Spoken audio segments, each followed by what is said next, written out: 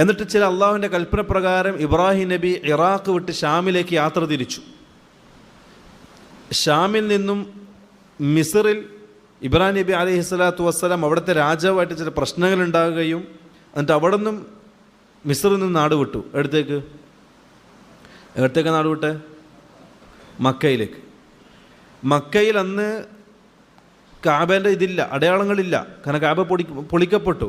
നൂഹ് അലൈഹി സ്വലാത്തു വസ്സലാമിൻ്റെ കാലഘട്ടത്തിൽ വെള്ളപ്പൊക്കത്തിൽ കാബ നശിച്ചുപോയി. അങ്ങനെ ഇബ്രാഹിം നബി അലൈഹി സ്വലാത്തു വസ്സലാം വരികയും ജബൽ അബി ഖുബൈസ് എന്ന് പറയുന്ന മലയുടെ അടുക്കൽ നിൽക്കുകയും ചെയ്തു.